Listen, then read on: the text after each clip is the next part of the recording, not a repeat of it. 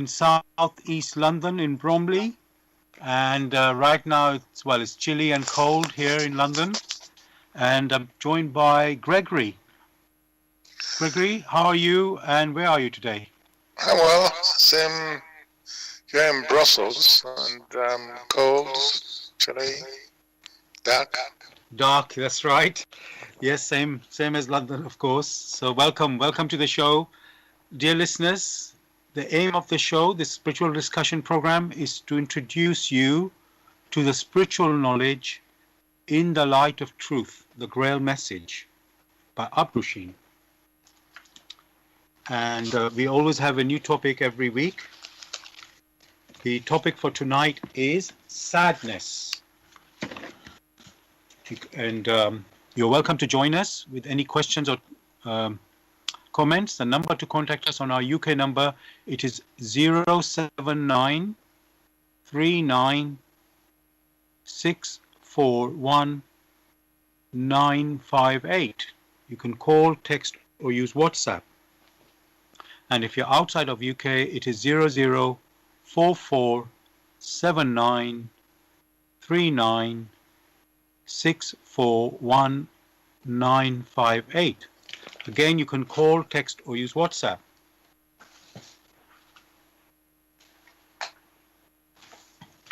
I'm going to begin with what is the Grail message? The Grail message, in the light of truth, by Abrushin, is a spiritual knowledge of life. It offers an explanation of the world, a picture of creation on the basis of natural laws. Its lectures contain valuable basic elements as a help in life. For through the knowledge mediated, the reader is again brought closer to life and led back to God. The Grail message deals with important fundamental questions of life by explaining in a clear and logical way the automatic working of the laws of nature, the whole weaving of creation, allowing every process to be recognized and thereby the purpose of our whole life. It is directed at the individual and speaks to the innate experiences of the human being, their strengths and weaknesses. Thus, every reader has the opportunity to discover through the intuitive perception if what is stated is the truth.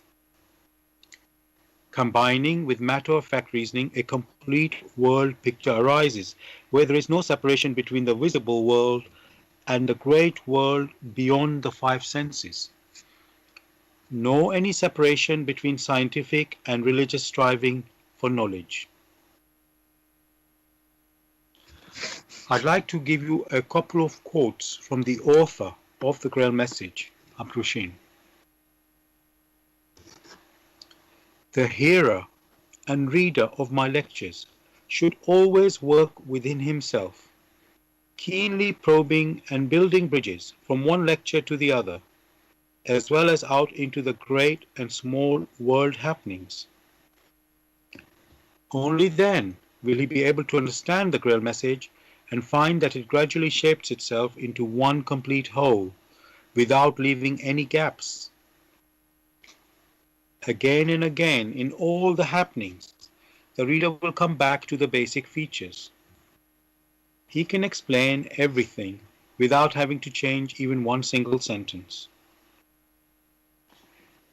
The word of the Grail message lives, so that it permits only those people who really carry the honest desire in their souls to find abundantly.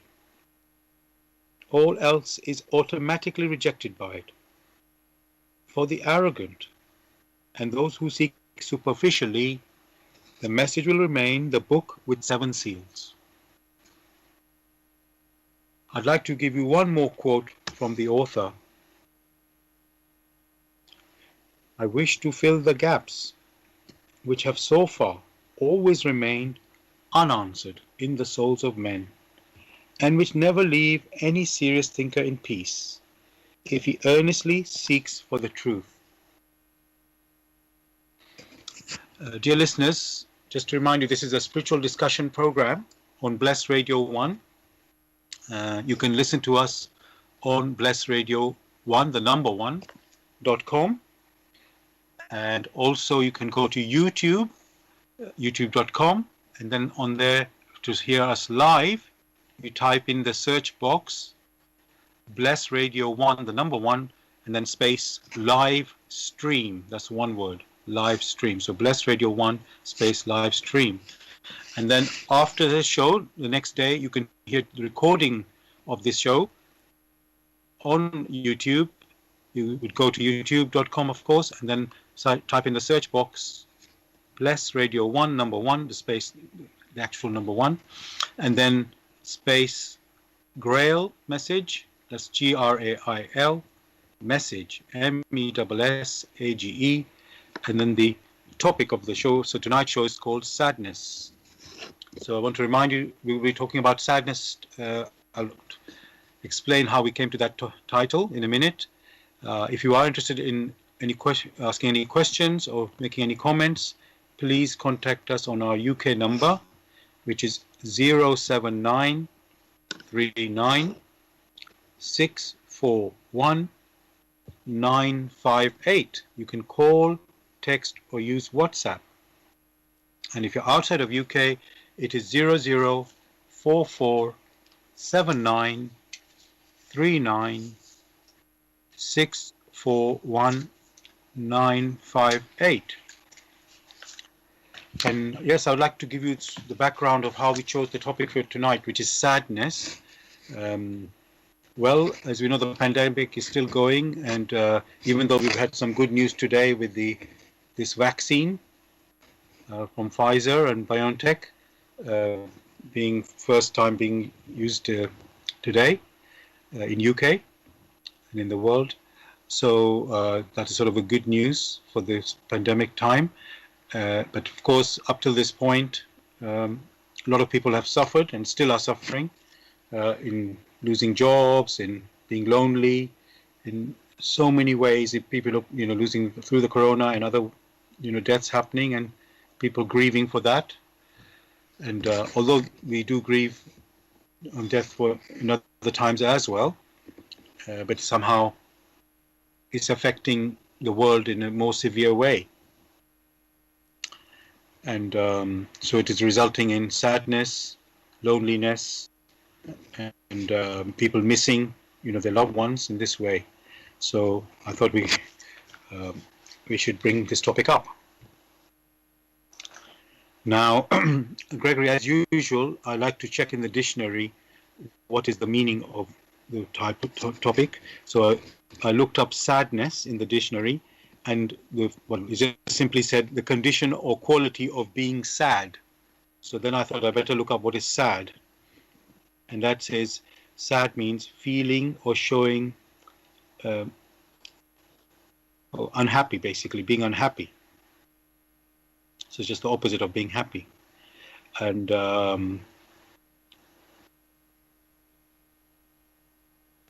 now, it's a very simple definition there, Gregory.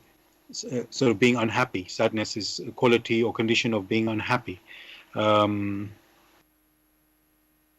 Does that give a sort of an adequate picture, Gregory, in that meaning? Most dictionary picture painted are just what one referred to as a good reference, or it gives you a picture, but it doesn't tell you the cause, what triggers sadness, such that one has a more rounded, intuitive picture. Many times you find the dictionary gives an intellectual picture. That means a very narrow picture, and many other things are not considered.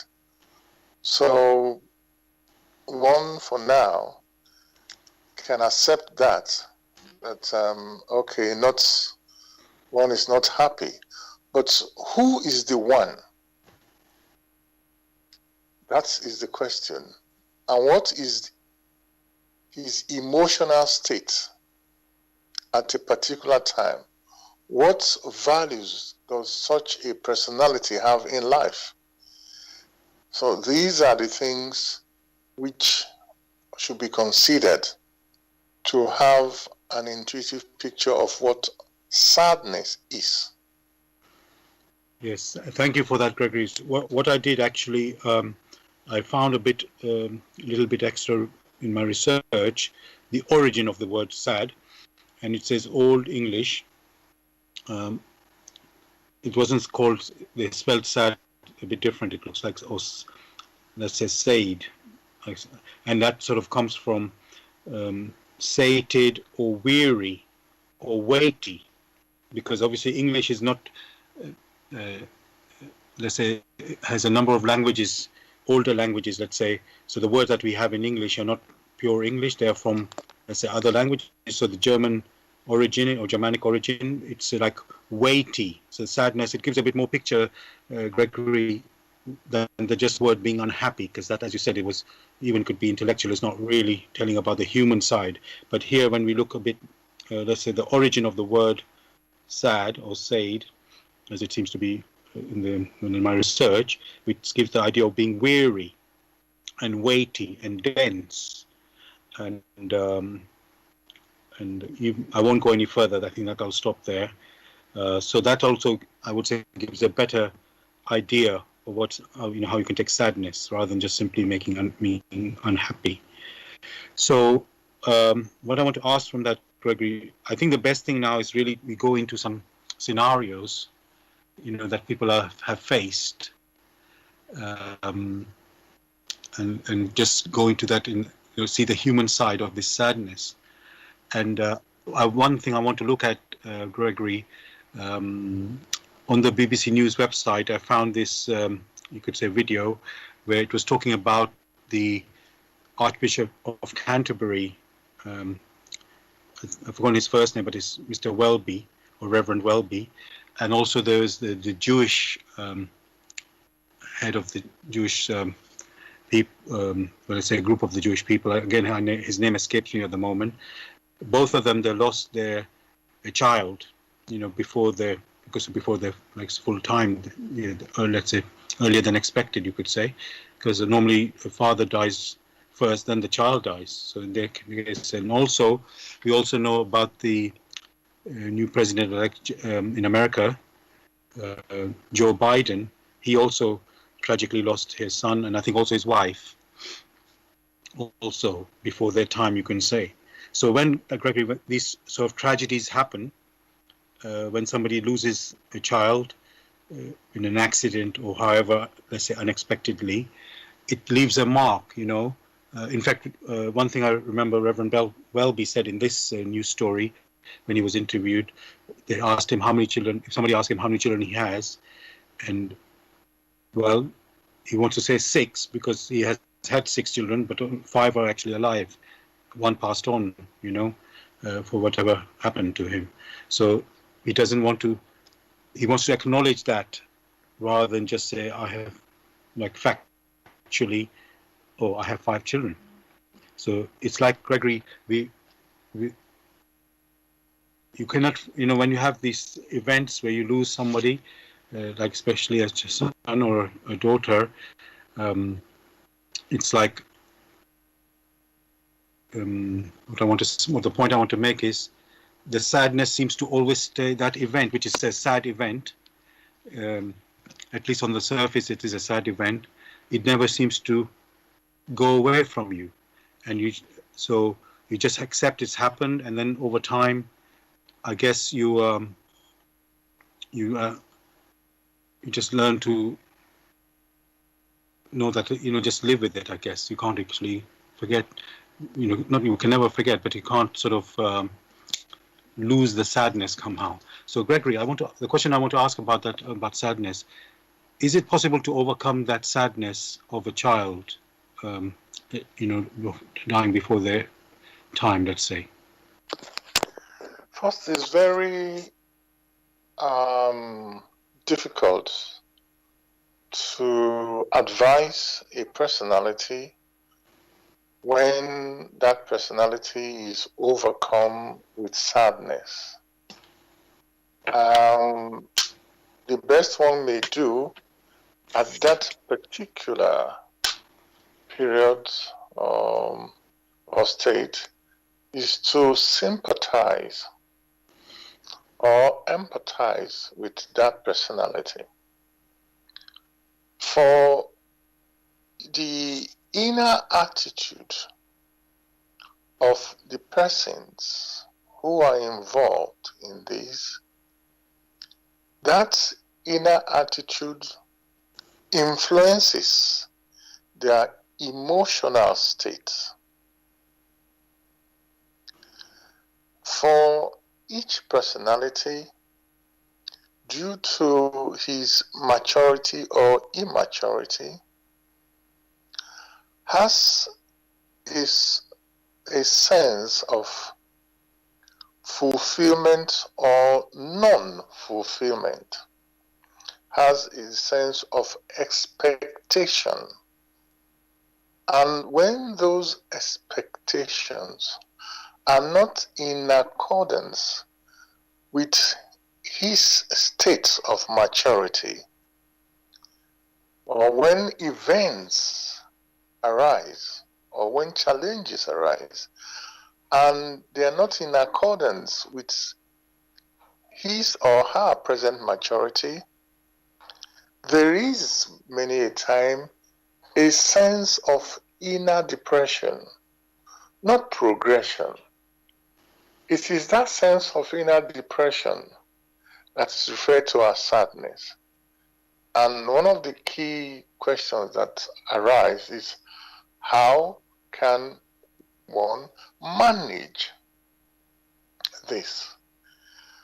Well, each person must know that the personality is not the physical form that one uses in experiencing here on earth.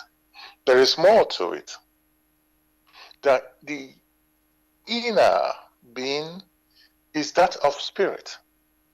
And therefore, in going through experiences here on earth, there are experiences which are joyful, and there are experiences which are not very joyful.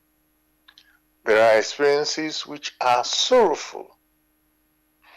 But the net effect of these experiences is to open up the inner man. That means to ensure the inner personality is awake. Once it gets to that state of awakeness, then its inner attitude will improve for the better and is able to deal with whatever challenges that raps on his door, or whatever challenges that accost him or her as he matures along. Then the states of sadness, or the emotional states of sadness, which has arisen from non-fulfillment or expectations, will diminish until he or she is able to now perceive and to rearrange his expectation so as to minimize the impacts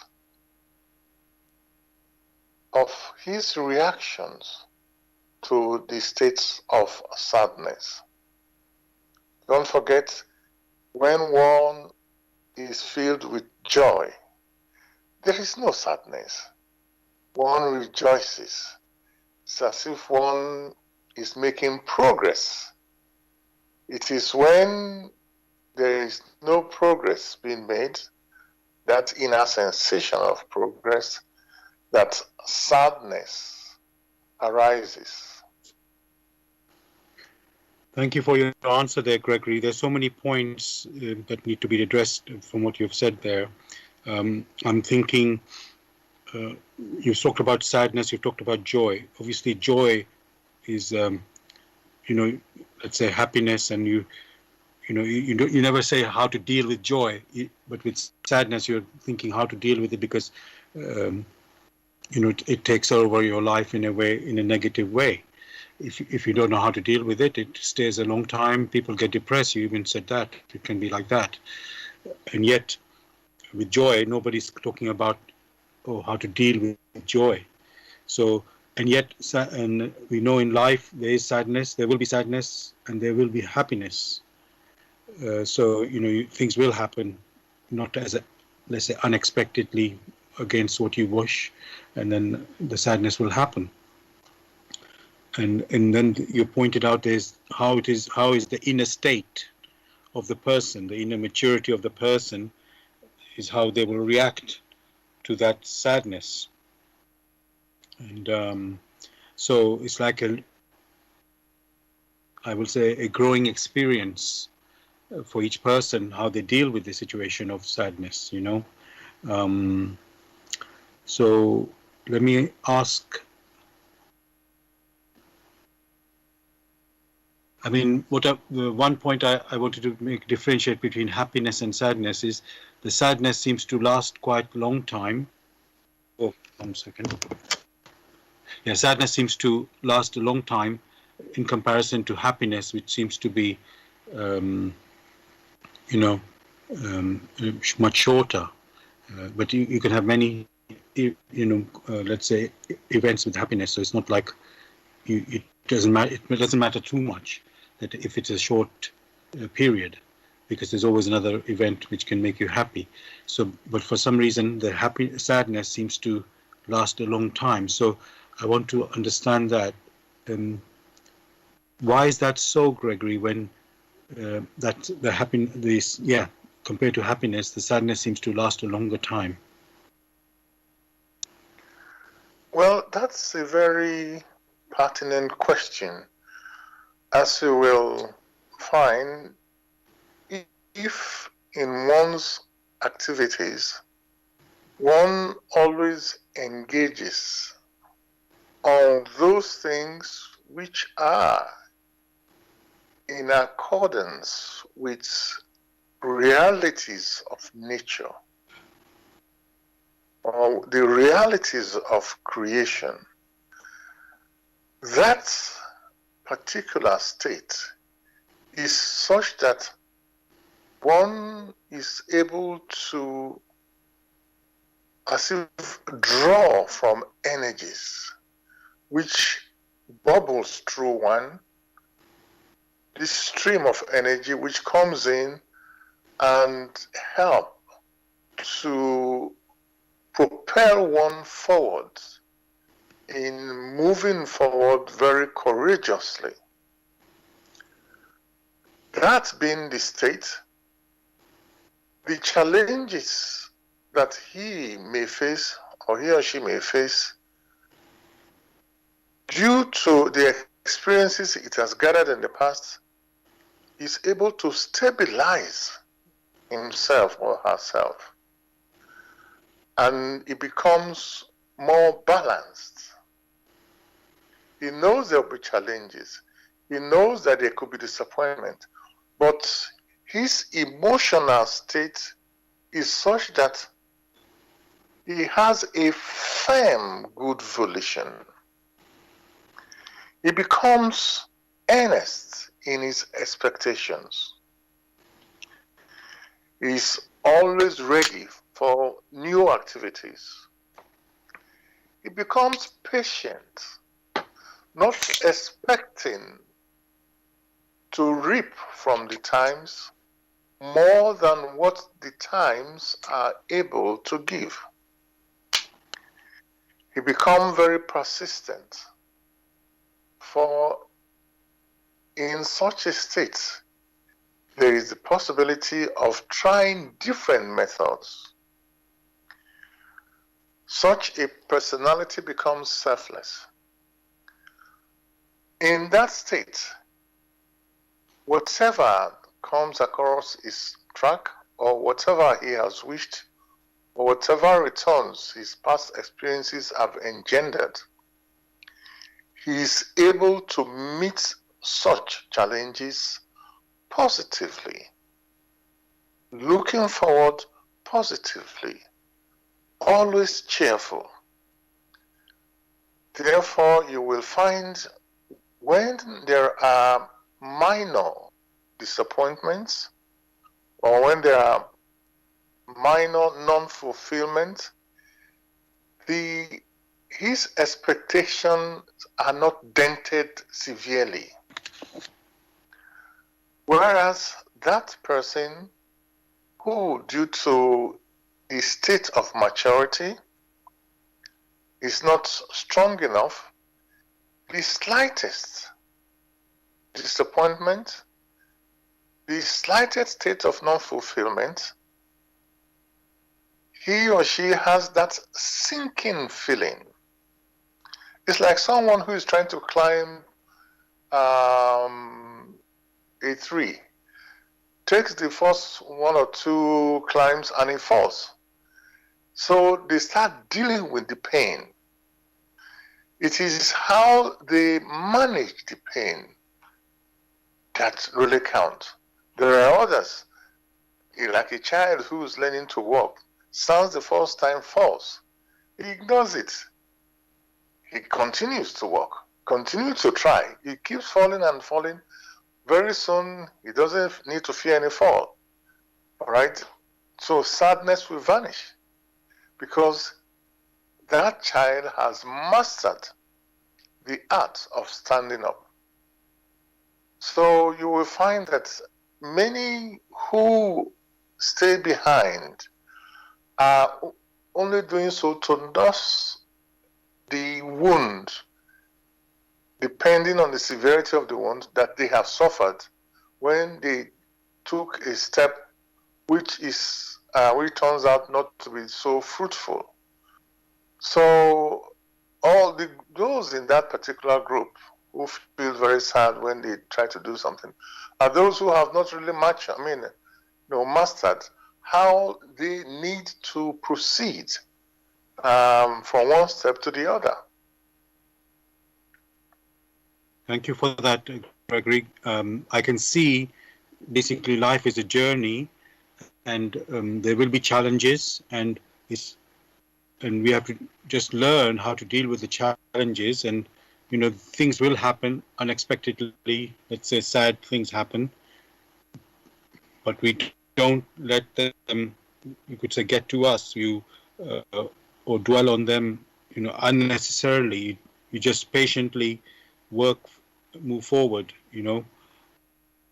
Because the other thing you mentioned there's a reality. Life goes on. I didn't want to use that phrase, but people say that things happen, and then life goes on. So you still have to eat. You still have to work, no matter what is happening that is sad or whatever. But you still have to work and eat. You can't say, I stopped doing that because of the sad things happening. So, and I think that just what that shows is that we must always live in the real world and face the facts. That's what has happened, and the life has to continue. And life is not the sad thing that you're at this moment that is taking your time and you're dwelling on it. That's not what it is. That's just the moment. And when you mentioned the example of a child, I remember, children are, one moment they can be crying, and very quickly they can suddenly be happy, and you're thinking, hang on a second, 5 minutes ago this child was crying about something, and then in 5 minutes later stop crying. He's just so happy, as if the unhappy thing never happened. They just don't dwell on it. And it sort of reminds me when Jesus said, be as little children. So maybe, Gregory, I won't ask you to this question right now because we come to the half an hour point, and I just want to tell listeners, you're listening to Bless Radio 1. This is the spiritual discussion program from 6 p.m. to 8 p.m. on Tuesday evening. The aim of the show is to introduce you to the spiritual knowledge In the Light of Truth, the Grail Message by Abrushin.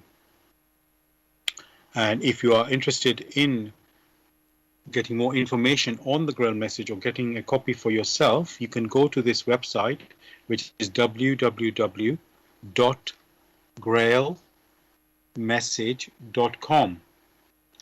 That's www.grail, Grail, message, MESSAGE.com.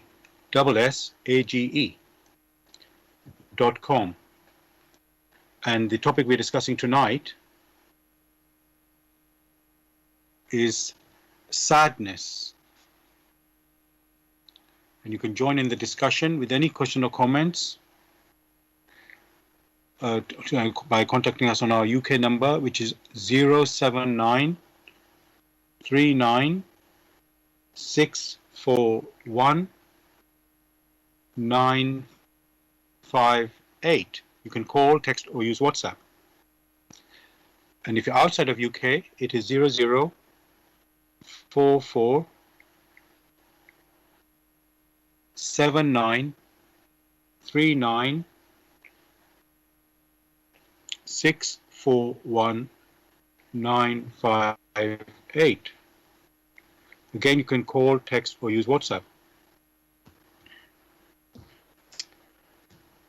Gregory, I just was mentioning in your answer to the last question about the children, how they react, from one moment to the other. They might be crying for something that is happening at that point, and then within minutes they stop crying, and they're now suddenly laughing or smiling and happy. And it's like the event that happened 5 minutes ago when they were crying just never happened.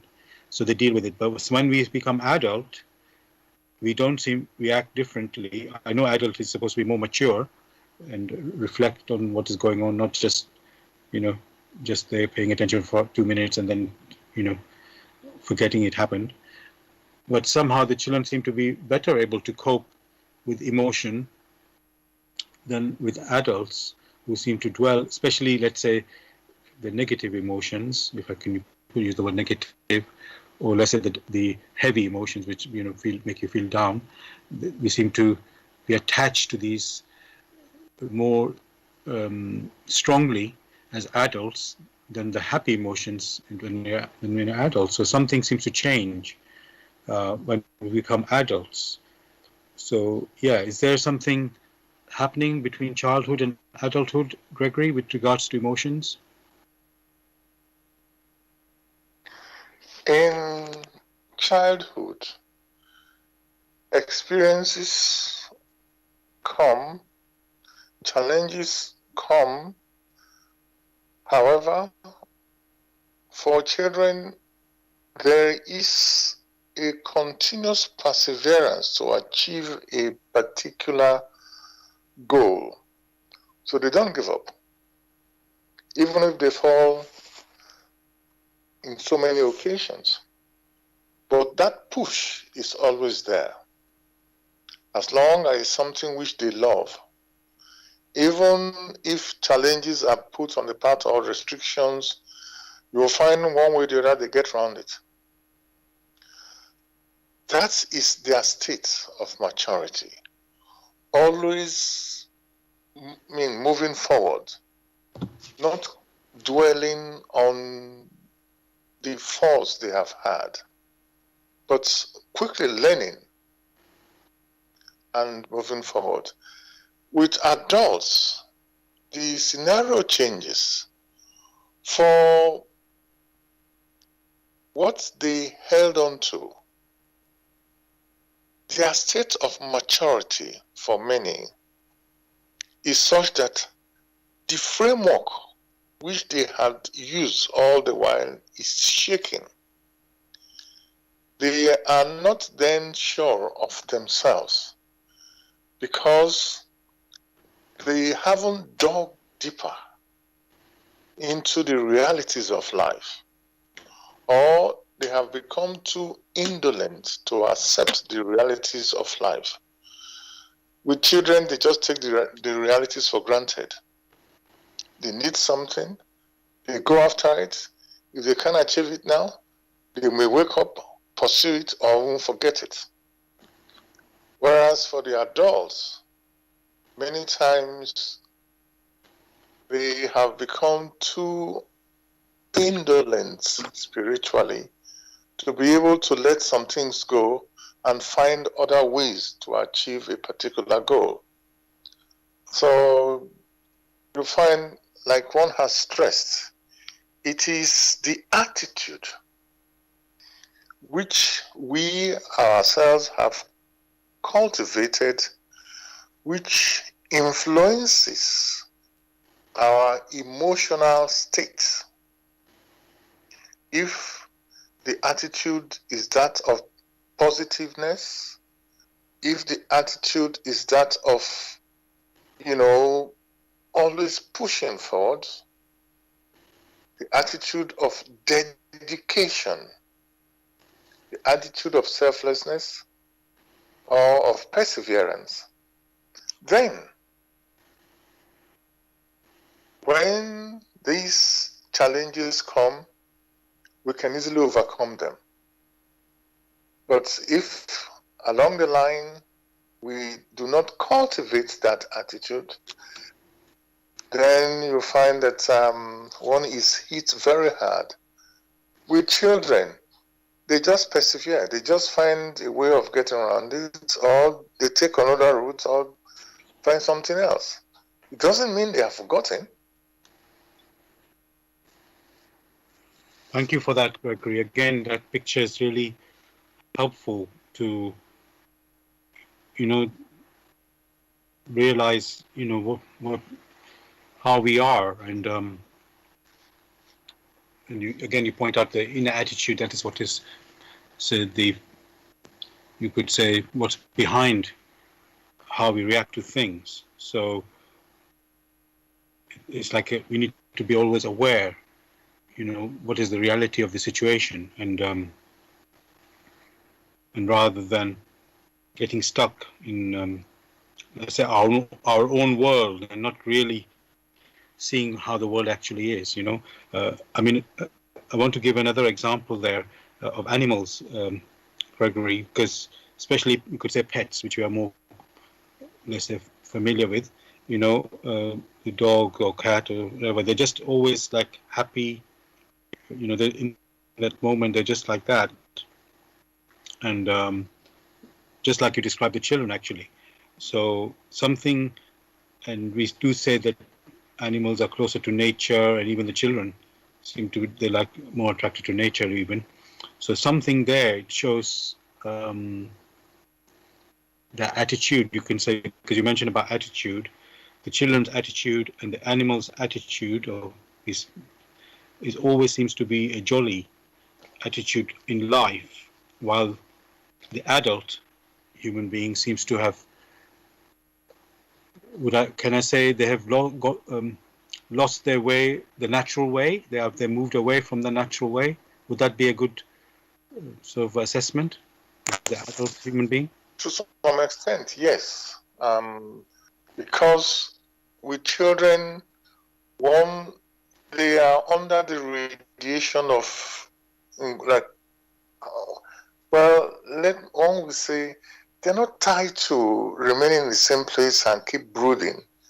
They may brood for a few moments and move forward. So there are some things which they do not hold on for too long.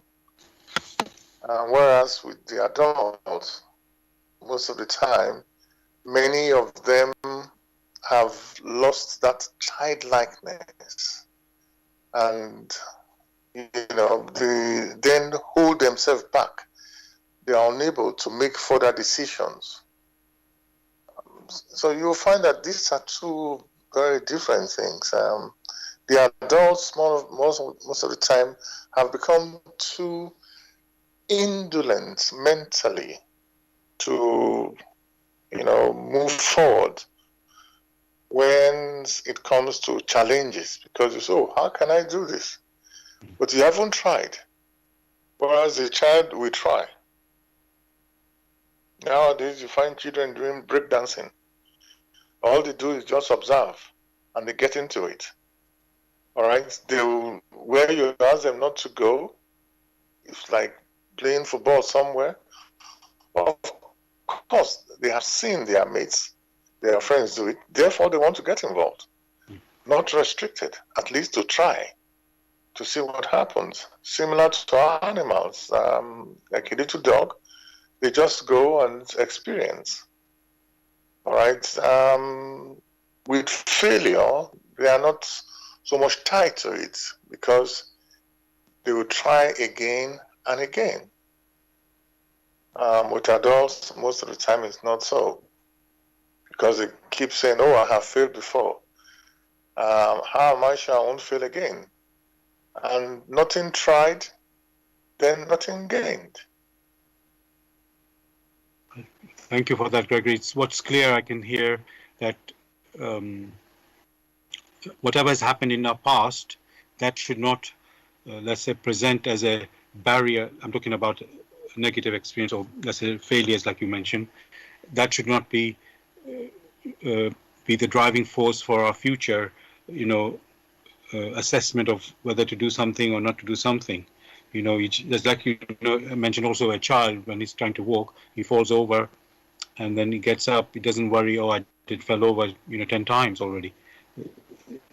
They just keep going, and then somehow, and the adult think that somehow it's, I don't know, it's the past or something they have retained, that they remember the past, and then they now look at it as a, rather than let's say, use that as a, yes, that's what happened, but doesn't mean that's what I'm going to happen in the future. It's not going to stop me. It's not going to stop me. But somehow we made that as a barrier. So I've got that there. Now, in a way, I think you've answered it already, Gregory. As I said, we've said before, happiness and joy. That's like everybody's okay with that. But when it comes to sadness, we are like thinking it's not a good thing or a bad thing. So what I want to ask, is it a weakness, Gregory, sadness? Is that some sort of weakness? And maybe, because people are embarrassed to cry and to express those sort of, you could say that about emotion. Happiness here, people are, mostly quite happy to display that emotion. So what my question really is, should we be, when we have some experience of emotion, should we express that like in an equally powerful way as like happiness? As I say, most of us don't think twice about it, we would just express that. So sadness, should that be also be freely expressed, or should it be somehow controlled? Yes, how should we express that? Again, depending on the maturity of the personality or the attitude of the personality, there are some, like in general, who, when it comes to joy or happiness, express it anywhere, not depending on their own personal style.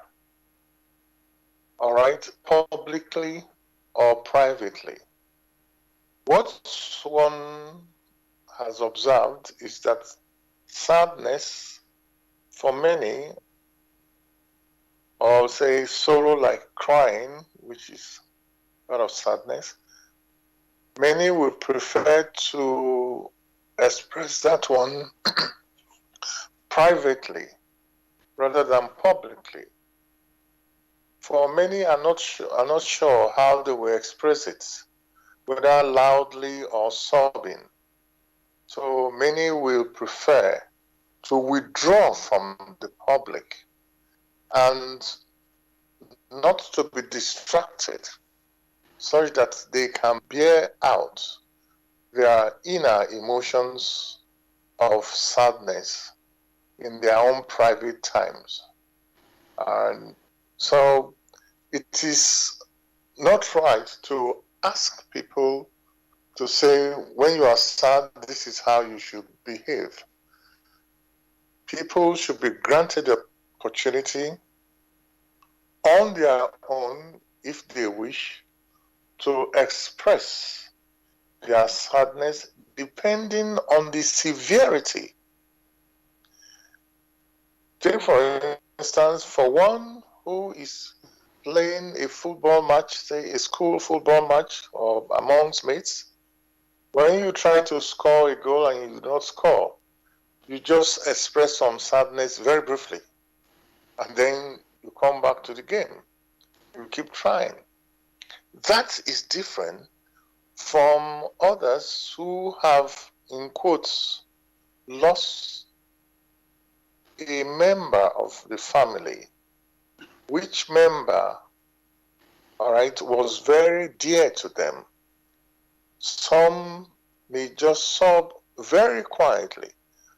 Again, all this depend on the maturity, the inner maturity of the persons who are going through these challenges.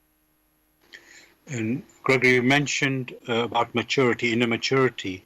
So is inner maturity like a measure of the level, how can I say, the level of the human being is a standing. So if somebody is more mature, so they won't cry so much, and those who are less mature, they would cry more. And is that somebody who's more mature, a higher level of human being than somebody who is less mature? Would you say, is that a way to measure a human being? I'm not What quite one able to. is saying here is that the more mature a human spirit is, the more self-control is able to exert on itself.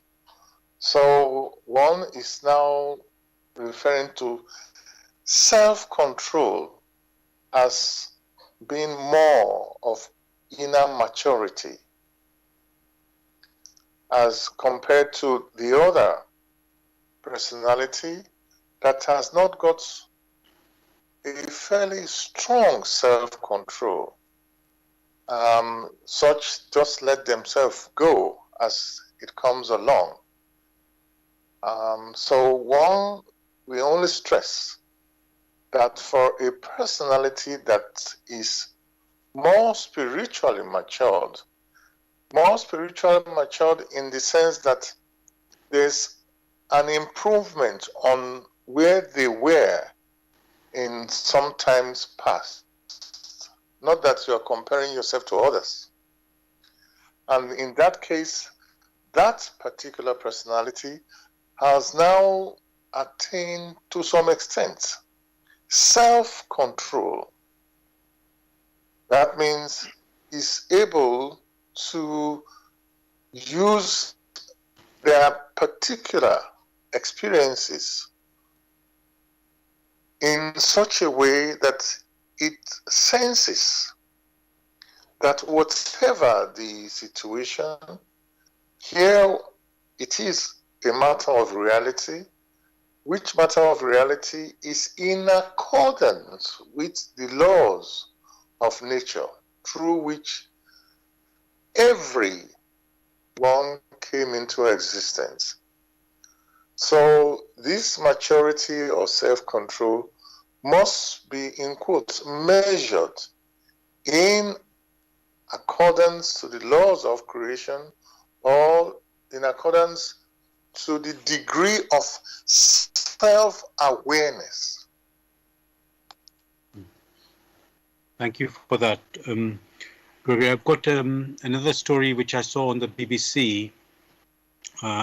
Again, this is from the pandemic times. So basically, it's a retired music teacher who he's got dementia, and his son are living together, and it looks like the son feels his father is not doing so well, and then he had a little idea that I'm going to sort of challenge my dad to do something, which he basically said he would give him 4 notes, and from these 4 notes, the father, who's a former music teacher, was able to compose music, just from these 4 notes. He started making a tune. And then suddenly he also became alive when he's doing this. And then, let's say BBC got to know about this story. Well, what happened? I think he put it on Twitter, like a recording of him doing this composing and doing lovely, this is classical music basically. And he was making these lovely tunes. And then suddenly, as you know, with social media, things start to get really carried away, and it becomes big, very popular suddenly.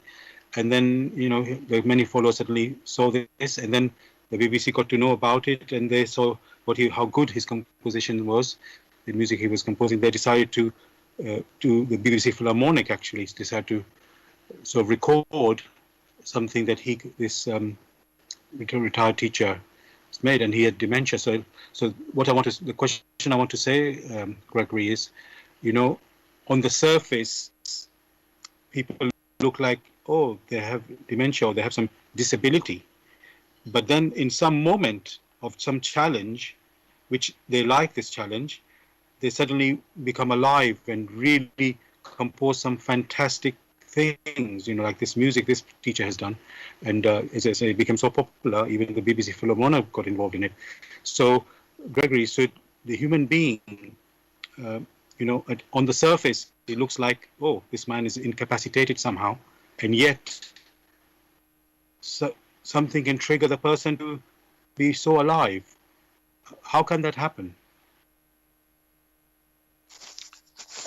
Very simply, it happens because the basis for such responses is always there.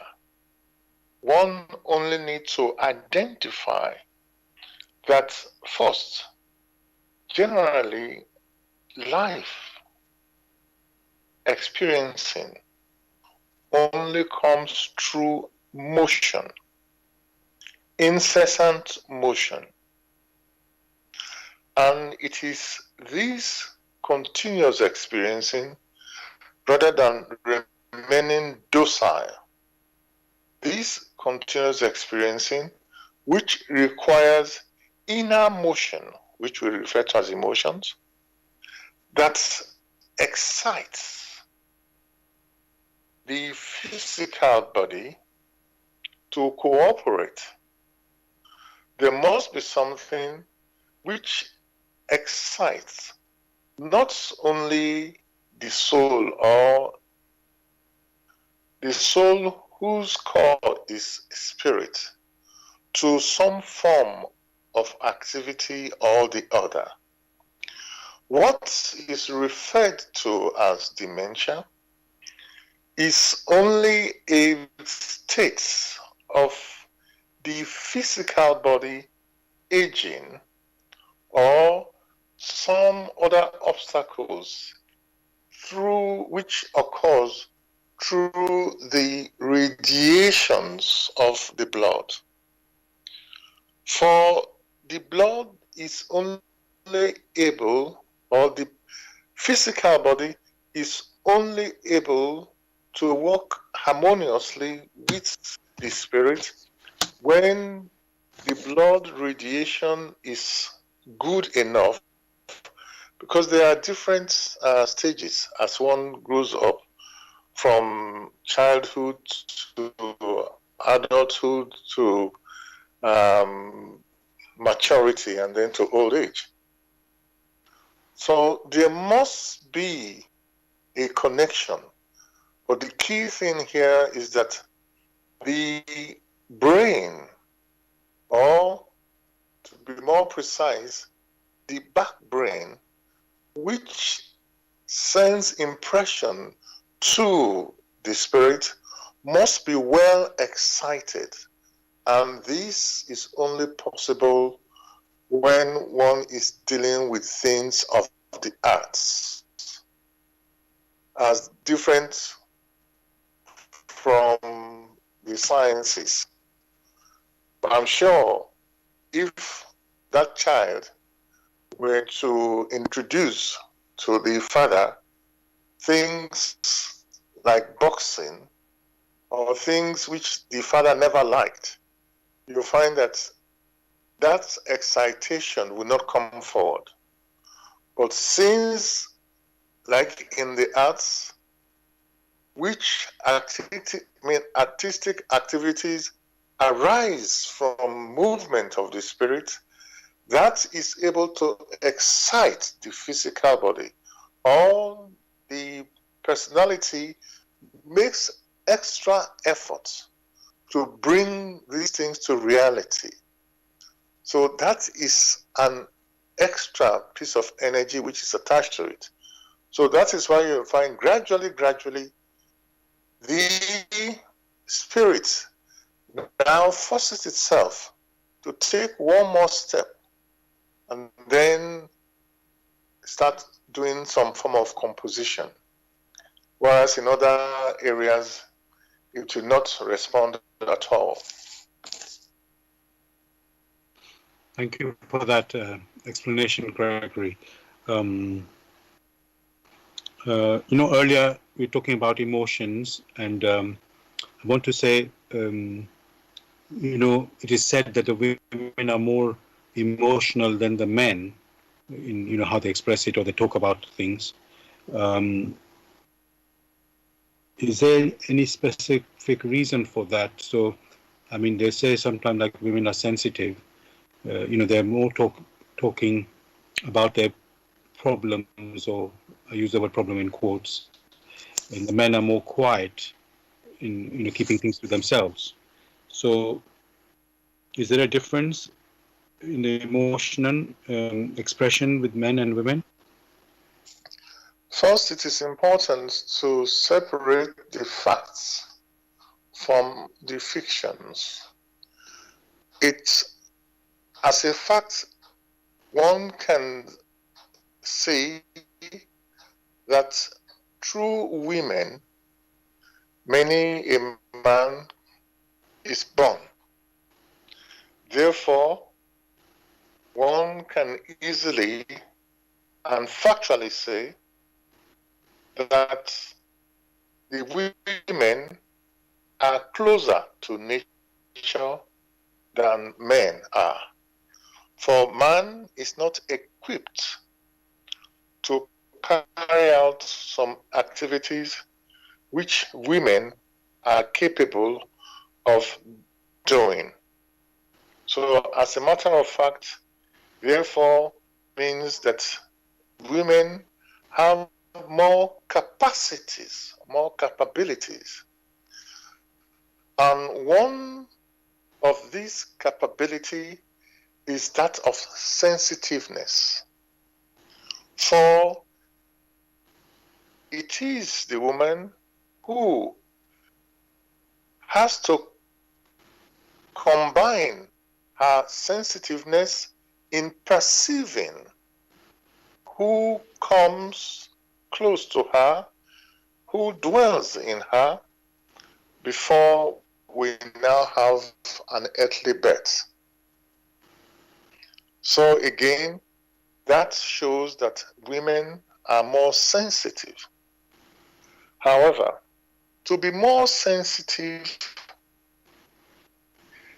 brings more responsibilities. Therefore, one may only say that to whom much has been given, much is expected. Expectation in spiritual maturity.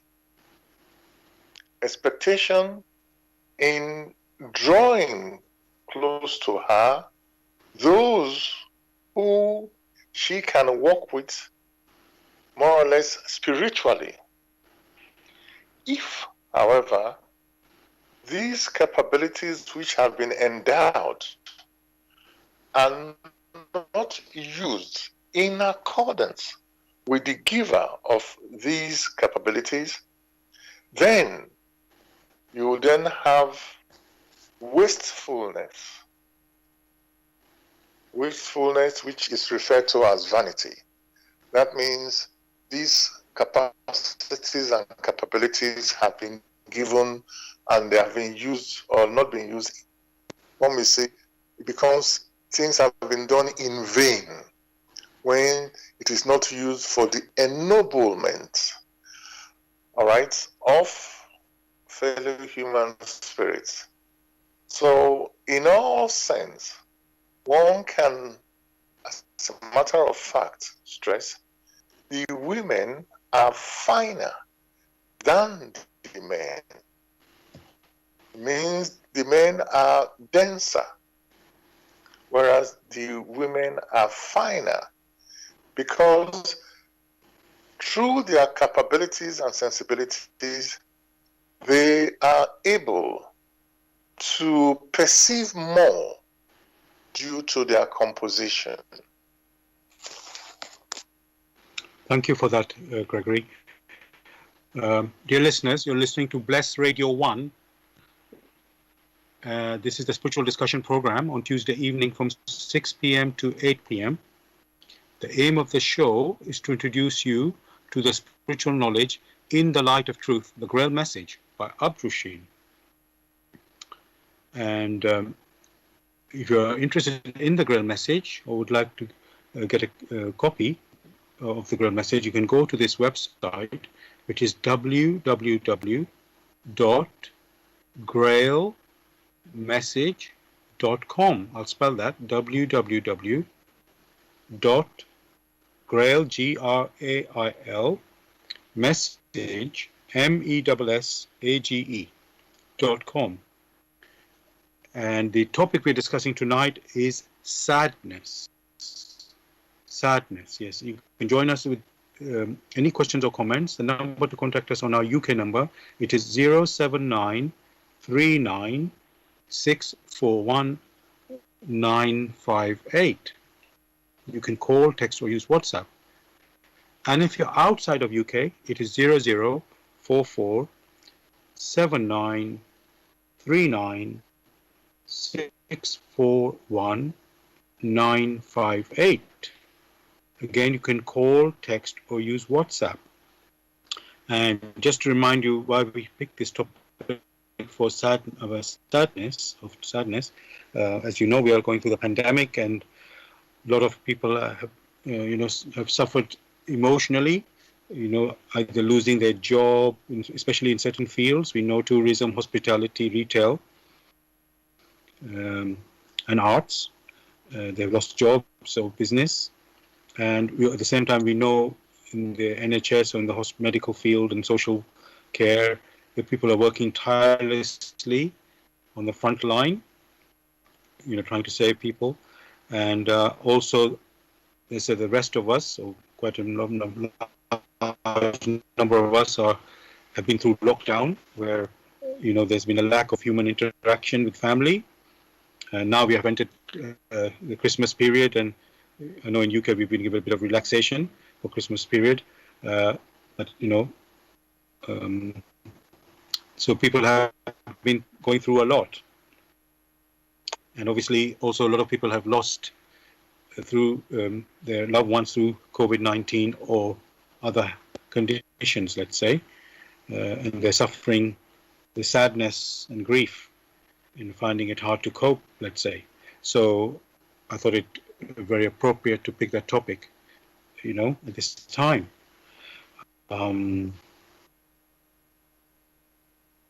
This is our human,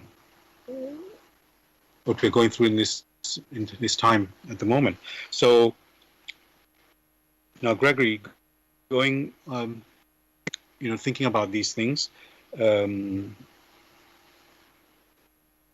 wanted to ask, let's say, as I said, people have lost their loved ones and so on, and they're finding hard to cope in this situation, or pandemic situation. Now, you've mentioned earlier about challenges, and it's how we are with our inner attitude, that, that's how we're going to deal with it. So, with these challenges that of the time right now, Gregory, which is, let's say, extra hard than usual, how should be inner attitude in this time? Because it's, let's say, multiple things are affecting us, in a hard way, and it's not only health; it's economy and socially. So, what should we, what sort of attitude should we have, to let's just keep us sane? Maybe it's a funny way to say, yeah. How do we keep ourselves sane in these times? In the first case, you will find that there are many people who have not been in similar or this type of conditions before. There are very many. However, one should know that whatever the situation, whether joyful or sorrowful, which in quotes is an expression of sadness, one should use these challenges for his or her own spiritual maturity. First, through self-control, weighing whatever challenge has come, whatever challenge he or she has come in contact with, taking it in for silent reflection. And it's at this sort of stage that one examines everything thoroughly in order to learn the necessary lessons along the line. It all depends on the severity of what has happened. There are some who have been struck very hard. Sometimes they went through the COVID itself and they almost passed on. There are some who have lost, in quotes, loved ones. There are some who merely went in and came out.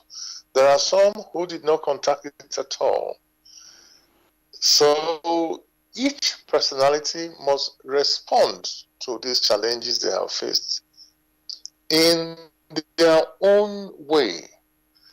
These lead to self-control. You have to control yourself in sort of analyzing or absorbing the necessary experiences. Some may shout if they have the strength. Some may just smile, go through the experiences, come out. And for those who have been able to survive these challenges, many come out being very grateful. Whatever this challenge has been that of sorrow or of joy, these are only impressions which one needs to take in for one's personal spiritual maturity, such that before too long, that person's attitude will improve, or that person's attitude will change, such that further challenges that come along, they are able to manage it better.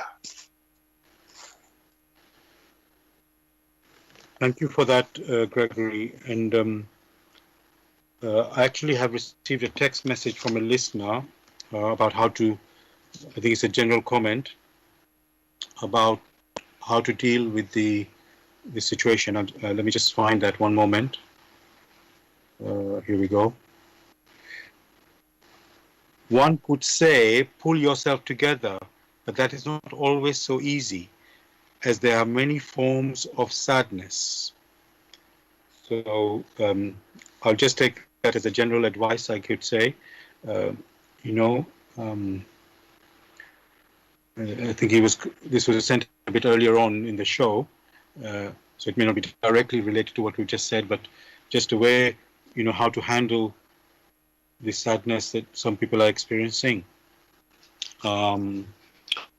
Now, Gregory. So that's put yes, go ahead, yourself Gregory. together is very much welcomed.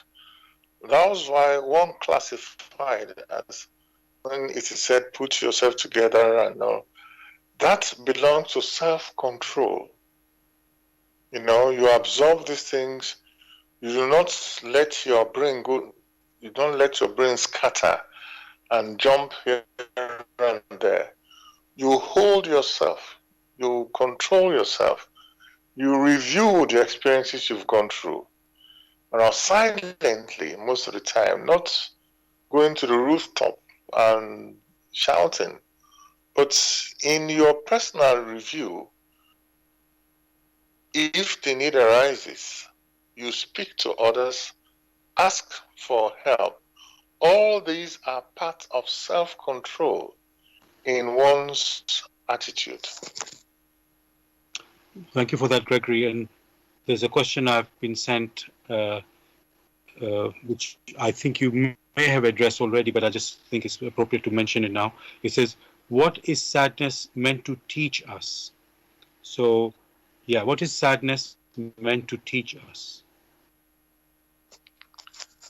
Sadness is meant to help to awaken the inner personality spiritually. Whether it be sadness, whether it be joy, they keep knocking at one's soul. These are the tools which affect or have an impact on the spirit for its maturity. And another question I've got as well, how can sadness be a tool for inner renewal? When we have an event which causes sadness, which event one may refer to as the losing, in quotes, of a loved one, that immediately strikes the observer that we all came into this earth and we are not here forever. And one day it will be our turn in which we will have to shed the physical body. That already is like an indication that there is more to it that meets the physical eye. So our sensations are heightened. That calls for more reflection. And in the silent reflection, it's as if we are now open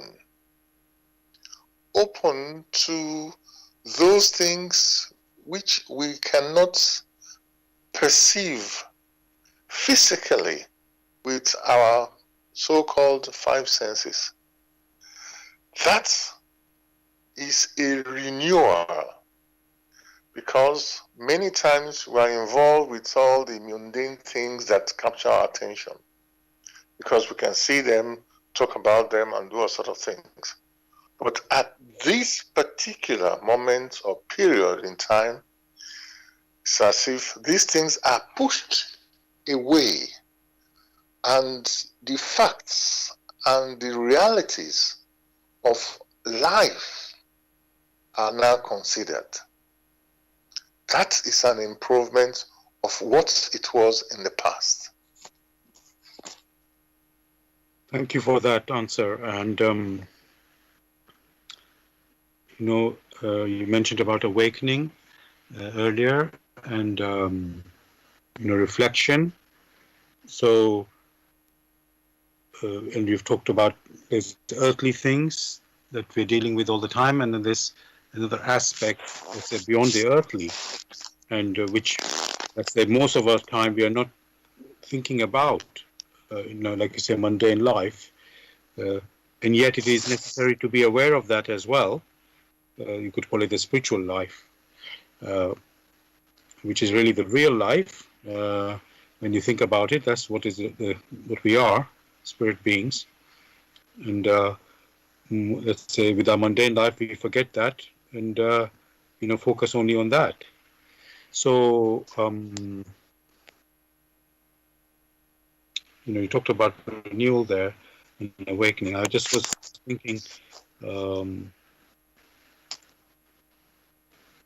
when people are passing on, you talked about losing people before their time, and that giving the sadness, giving to the parent who's left behind. Uh, I would say we're missing those people because they're not on the earth, but at the same time, we're not seeing the bigger picture, Gregory. So maybe this is a good opportunity now to paint this picture, Gregory, that, what exactly, you know, life goes on the earth, which we are familiar with, but we need to be, let's say, being aware of this bigger picture, Gregory, of life. And Gregory, could you just tell us more about that? So, the spiritual side of life, which we are not so conscious of. May I first, before I go there, I need to read out a piece from the work In the Light of Truth, the Grail message. There is a particular lecture, Awake, and I'll take a little paragraph which says, both sorrow and joy are constantly rapping at the door to encourage and arouse man to awaken spiritually. He is then very often freed for a few seconds from the trivialities of everyday life, and in happiness or grief, vaguely senses his affinity with the spirit pulsating through all that lives. And everything is life, nothing is dead. Happy is he who seizes and holds on such moments of affinity, using them to soar upwards. In so doing, he must not keep to rigid forms, but everyone must develop himself from within. I thought one should, just mention that, for as one will observe that many a person has come to the earth through birth, through physical birth, and has taken on the human form. With the human form here on earth, the five senses are granted to it to mature. What we find here on earth is the world, is an expression of the world of matter. However, that entity or that envelope which makes use of this physical body here in the world of matter is not matter itself. It is of spirit. It is of energy. And the type of spirit which one is referring to here is a spirit that has come to gather experiences in order to mature. It has come from a region of homogeneity with that of the spirit, which is referred to as the spiritual kingdom. It has come here to learn gradually through experiences, first to make use of this tool which we refer to as the physical body. And in making use of the tool, it will use the senses to gather experiences. These experiences helps it to mature first into some form of awareness of the surrounding. And it goes beyond that. It goes to the awareness of its own capabilities, of its own inner capabilities, such that when it returns back to its origin, it will join with others in supporting those spirit gems who are about or who are embarking on their own journey, like you mentioned it, in order to mature. So what is referred to as life on earth is only a very minute part, but important part of this journey of maturity. One may now stress when that inner kernel, which is called the spirit, leaves its origin, it is unaware. It had no structure. But on embarking on the journey of maturity, it became aware gradually of the surrounding. That means it became conscious of the surrounding. And then, in due course, it will also become conscious of its innate capabilities which have been planted into it. Just like you have the case of a grain which is planted into the soil. And when hopefully it's matured enough, matured in accordance with the will who granted it that possibility of living its origin in the spiritual realm as an unconscious spirit gem, and in granting it that possibility, it also prepared other realms where the motion is not as fast as you have in the spiritual realm. When he stepped out, he came to the world of the animistic, where it was given a veil to be able to experience that particular world. It sank further and came to the world of matter, where it took further veils in order to make itself perceptible to others. And in the process of coming down towards the earth, it acquired some form of consciousness and the form that we now refer to as the human personality on earth. That is why we now have this structure, because one belongs to a different category. In acquiring this structure, this is the structure that one finds as a self-matured or a self-conscious human spirit back home in its origin. So it started as a seed, it needs to go back, and it needs to have the experiences.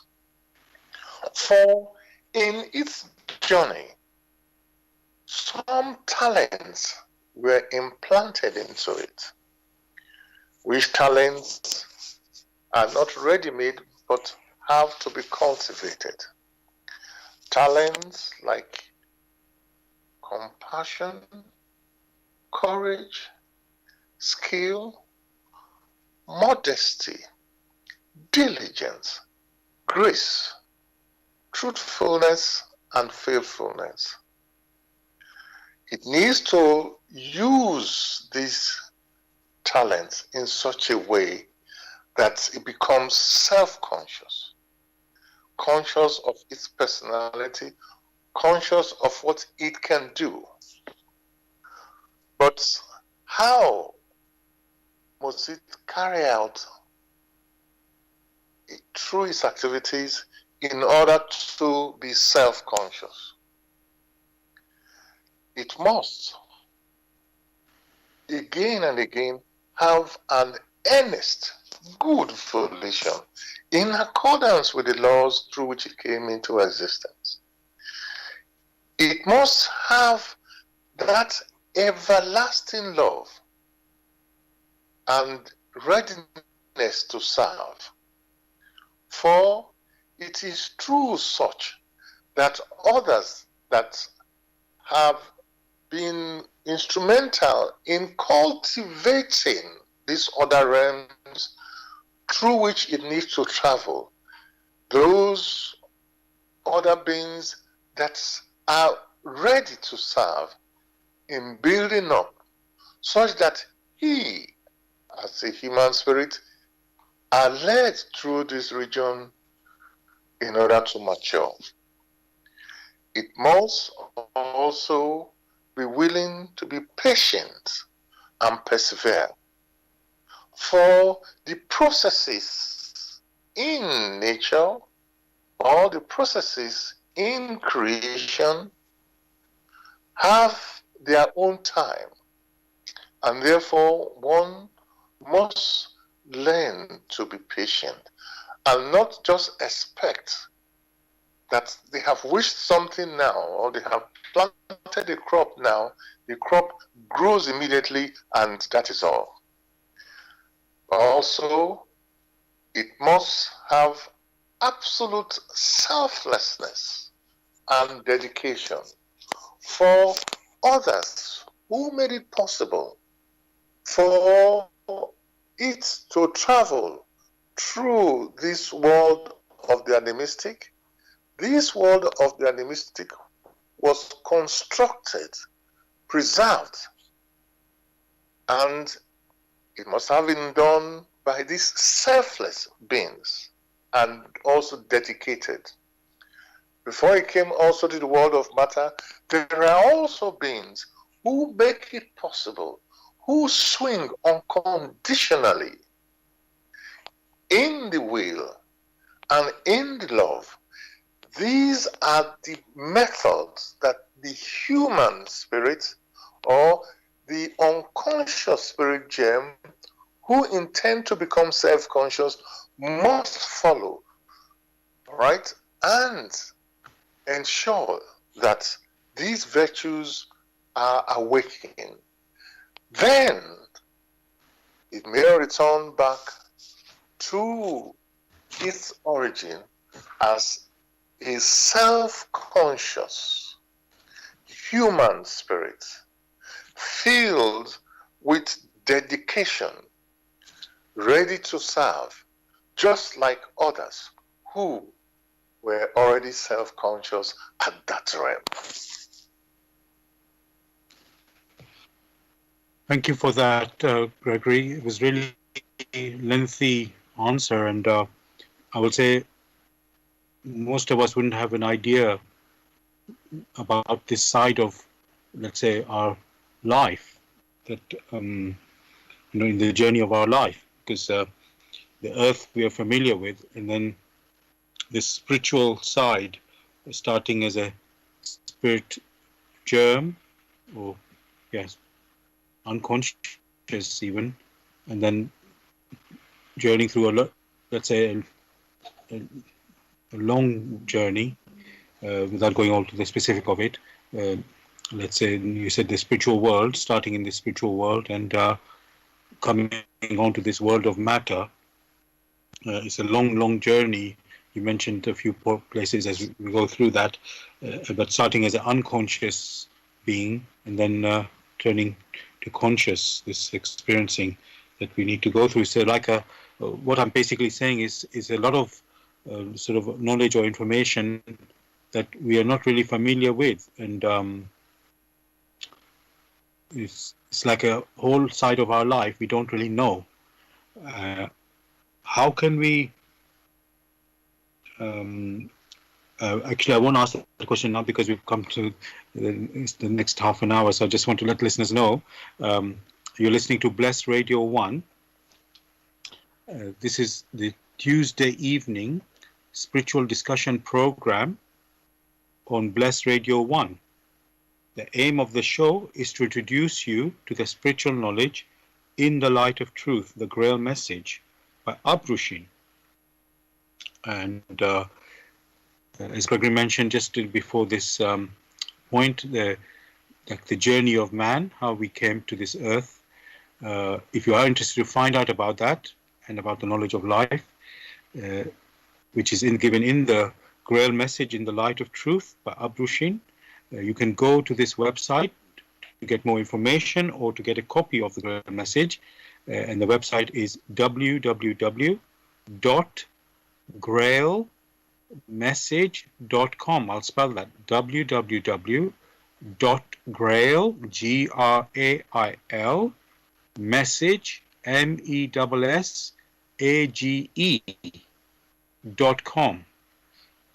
And in this show, which we do every week, the topic we're discussing for tonight is sadness. And we welcome you to join us with any questions or comments. The number to contact us on our UK number, it is 079 39 641 958. You can call, text, or use WhatsApp. And if you're outside of UK, it is 0044 79 39 641 958. Again, you can call, text, or use WhatsApp. Now, Gregory, following on from what you just said about basically the journey of man from the spiritual world to this earth, the world of matter, we call it, it's like a massive journey, and which we are really not aware of. And I know you gave your best to explain that, give the I mean, it was a very long journey explanation. Not a critical point there. Simply to say it's a lot of information and to take in, And I'm just trying to understand. And on this earth, we are mostly only aware of the earthly journey, you could say. So how can we, let's say, come to terms with that? This sort of, let's say, the reality, because we are not, let's say, on this earth really conscious of these things, what you have mentioned. So, yeah. That is another very pertinent question. As you will observe, whenever one is moving from one point to the other, that person that intends to embark on the journey must have a plan. Which plan is likely to either be scribbled down or it's a mental picture. It is that mental picture which the person starts as a point of, as a beginning, and keeps improving on that mental picture until it's able to arrive at its destination. So the key here is there is a plan, which plan one may refer to as a picture. This is right for things of the earth. In a similar fashion, there is also the need to have a picture. That picture one may refer to as one's intuition, which intuition talks about, or once is expressed, one may refer to sadness, or one may refer to joy and happiness. For, as one will observe, in the case of sadness, particular case where a human personality has just shed his physical body, a process which is called death, there is sadness, there is sorrow, and yet no one has hit you with anything physically. No one injured your physical body. Therefore, the impression which has arisen must have a sensation, a connection to one's inner core, of which the physical body with the senses are only tools to channel this particular experience to the spirit. Therefore, it is very important to already prepare oneself through joy, or for one reason or the other, through sorrow, of events of this nature, such that before too long, one's intuition will be laid bare. One will be able to use one's intuition or intuitive perception to experience that which transcends the earthly. For, strictly speaking, the inner core of man transcends the earthly. For it must have existed before it took on the form that it now has. One thing one had found in the so-called sciences, for many now hold on to the sciences and say what can be proved physically is correct.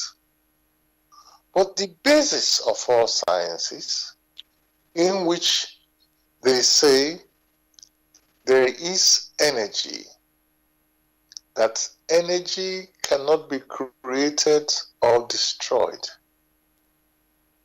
but can be transformed from one form to the other. This is a tacit acknowledgement that energy, since it cannot be created, had already been there. And since it cannot be destroyed, continues to be there. One should know that energy is spirit. And therefore, that emotion or that energy motion, which is deep within us, has always been present. It's only the tools that we use in experiencing, that makes things look different. And we have the five senses. That which passes on to the spirit, that channel, that's one may refer to as the expression, or some may call it impression. That impression, that call, is one's intuitive perception. That is what affects the spirit. That is what needs to mature. And therefore, in our everyday activities, or yearly activities, or monthly activities, one should ensure that these activities bring us immense joy, else they may bring us immense sorrow. For joy or sorrow have impact on the spirit and not impact on the physical body. Physical pain, yes, but in the case, like one mentioned, where you do not have a physical pain which affects the physical body, then there must be other core that is able to perceive and experience that. And that core is of spirit. That is what one needs to ensure, that our inner core matures in order to be able to meet the challenges which one comes across on a daily basis, on a weekly, monthly, or yearly basis. Thank you for that, Gregory. I want to return to some example of like scenarios we were looking at before, just to see again the impact of sadness, you can say. And this one I'm going to talk about is a very serious one. Basically, when a marriage ends in divorce, it can have a devastating impact on the two people, the couple, when they split. There can be guilt, loss of confidence, and obviously sadness, and it can take, let's say, a long time to recover, or even to venture to start a new relationship or commitment because of the fear of it happening, let's say, bad events happening again. So, because it's quite obviously that's a very intimate, serious relationship when people are married, and when it breaks down, it's has a terrible effect. So, how can one react when this divorce situation has happened? Looking maybe to start something new, should one be very cautious or open and vulnerable, because you want to sort of avoid the mistakes of the past failure and the emotional turmoil it brought, So should one start afresh without any pre-notions, or should one be cautious and more, reluctant to, well, I hesitate to say that word, so reluctant to commit than when, let's say, for the first time where you were, let's say, completely so fresh and, yeah. Marriage, or to put it concretely, a union, is a platform of two human spirits who have decided to support one another here on it or hereafter in looking towards the same goal. If there is the sameness of goal, that means they are now prepared to work together to achieving that goal. Then one may say, or one should say, there is a marriage, there is a union. If there is no same goal, then there never was, neither will there ever be a marriage. For in having the same goal and uniting their times and energy. They are able to support each other in building up steps, hand in hand, step by step. They move forward joyfully and sometimes sorrowfully when the challenges hit them in order to achieve that particular goal. That is what one may call a marriage, in accordance with the laws of creation, where you have that union molds, builds up. Otherwise, if there is no pointing to the same goal, which goal could be or should be spiritual, because their inner cause are our spirit, then it becomes more like what one will refer to as a transaction, an earthly transaction of buying and selling. What have you to sell? That will not be referred to as a marriage in accordance with the laws of nature or the laws of creation. That is what one may talk about. All others, one may not stress on those ones because they do not have a firm foundation. However, like one mentioned, that as with everything, there must be an earnest, good volition. That earnest, good volition means you are pointing towards the same direction,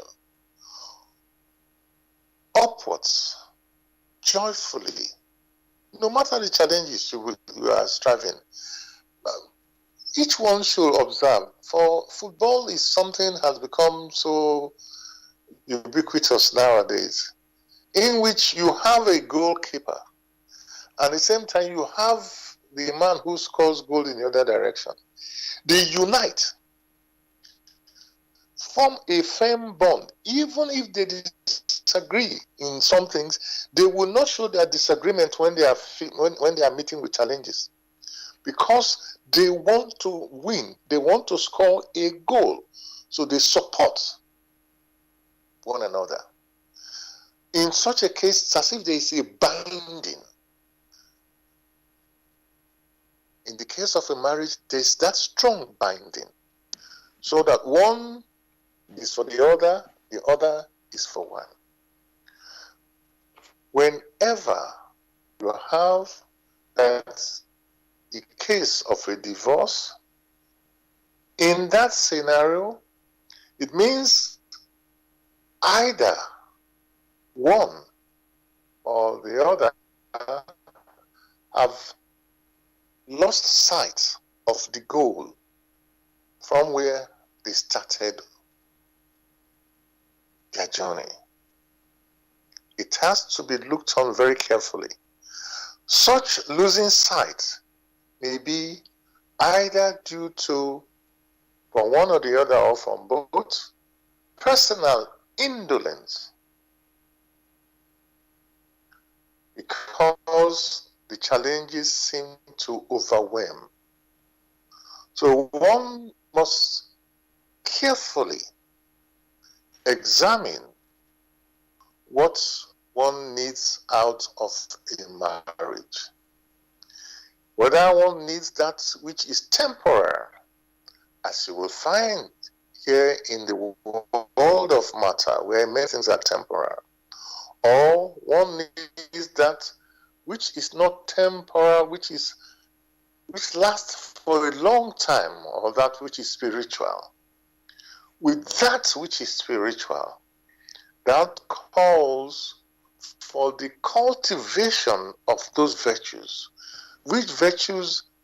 There are some that belong to the female and others to the male.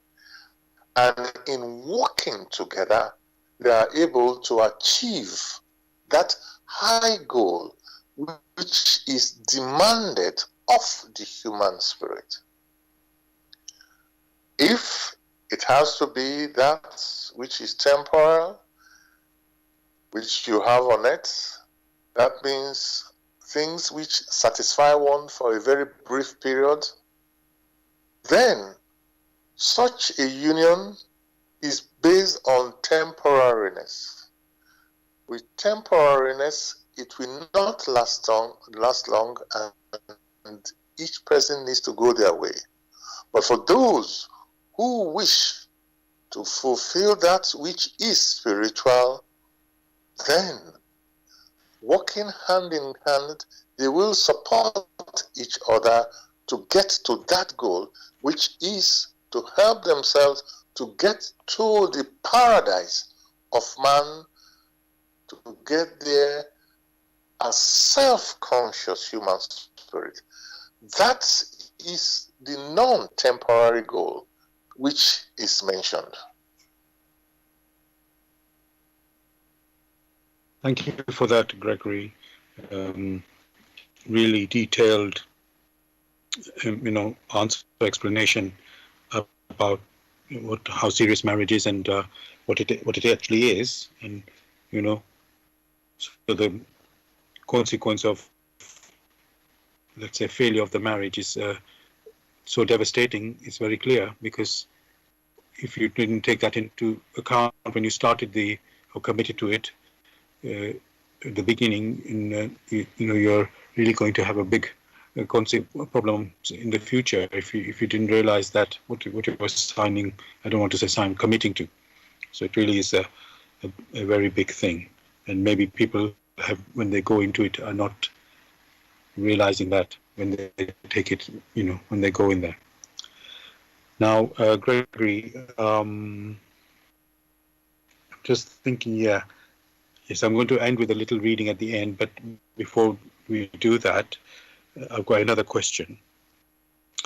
When women are having a baby and the baby's born, let's say, in most cases the mother is full of joy, but then there are some women, unfortunately,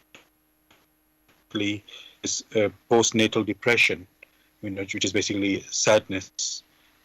It's only for a minority of cases that it happens, and let's say it could be something to do with hormones, but it really, for the mother, it's really something, affects her very seriously, and she thinks, I'm not a good mother, or feels all this guilt, because everybody's brought up to say, oh, when the baby's born is such a lovely, the mother is so happy, and here somehow they feel like really unhappy. So what I want to ask about that, Gregory, are there some, is that like happening, this postnatal depression, is that something external factors involved, which is like they're using the word hormone there, or is there something from within in self which is manifesting that the mother is acting, having depression there? So, and Well, thanks for this particular question, because this is a known fact. This so-called postnatal depression, the causes may be varied. One key thing that I have to mention is the hormones. The hormones that the mother had before the birth of the child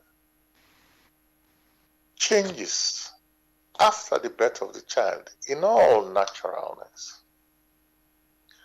And that being the case, it also has an impact on personal radiation of the mother, because it has an impact on the personal blood radiation of the mother. That also impacts on the intuitive perception of the mother,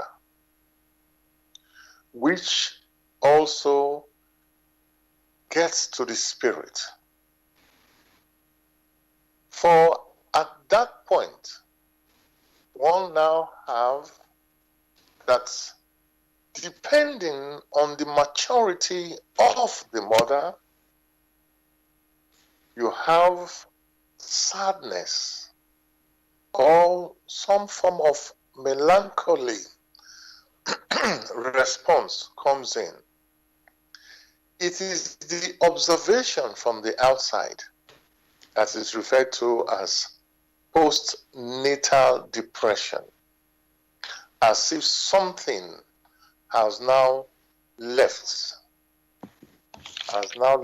me, what was inside, which hormones, all right, have now changed the blood radiation, which is a pointer to the spirit.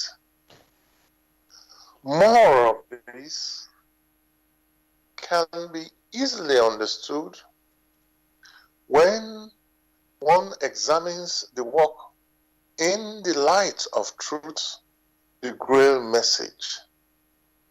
There, many a thing which up till now is a mystery will easily be explained. Thank you for that, Gregory. Dear listeners, as I promised, I would like to read something from the Grail message. In fact, it's you could say the first page of the Grail message, in the Light of Truth by Abdushin, and it's titled "For Your Guidance." The bandage falls, and belief becomes conviction. Liberation and redemption lie only in conviction. I am addressing earnest seekers only. They must be able and willing to examine this matter objectively. Religious fanatics and irresponsible enthusiasts may hold aloof, for they are detrimental to the truth. As for the malevolent and prejudiced, they shall find their sentence in the very words. The message will strike only those who still carry within them a spark of truth and the yearning to be true human beings. To all such it will become the shining light and star. It will lead them unswervingly out of all the chaos of the present-day confusion. The following word does not bring a new religion, but is intended as the torch to help all serious listeners or readers find the right path, which leads them to the longed-for height. Only he who bestirs himself can advance spiritually. The fool who uses extraneous aids for this, in the form of ready-made opinions of others, only walks his path as if on crutches, while ignoring his own healthy limbs. But the moment he boldly uses all the abilities which lie dormant within him, awaiting his call to help in his ascent, he is employing the talent entrusted to him in accordance with his Creator's will, and will easily overcome all obstacles that seek to divert him. Therefore, awake. Genuine faith lies only in conviction, and conviction comes solely through an inflexible weighing and examining. See that you're truly alive, in the wonderful creation of your God, Abdushin. Dear listeners, thank you for joining us tonight on the topic of sadness. I wanted to end on this reading just so that, the help is there in the Grail message out of any situation. And we encourage you to examine this for yourself and, pick it up yourself. And we can direct you to this website if you want to get information on the Grail message or want to get a copy for yourself, and that is www.grailmessage.com. I'll spell that, www.grail, Grail, message, MESSAGE.com. Gregory, anything you'd like to say to the listeners to say goodbye? Wishing them a beautiful week, and they should strive to ensure they are able to acquire one or the other, and then examine this work in the light of truth. Thank you for that, and thank you from me, listeners, for joining us tonight. Hope you found the show not only interesting but really uplifting and enlightening. We'll be back again next week, Tuesday evening, 6 p.m. to 8 p.m. UK time, with another topic. I wish you all a great week. God bless. Take care, everybody.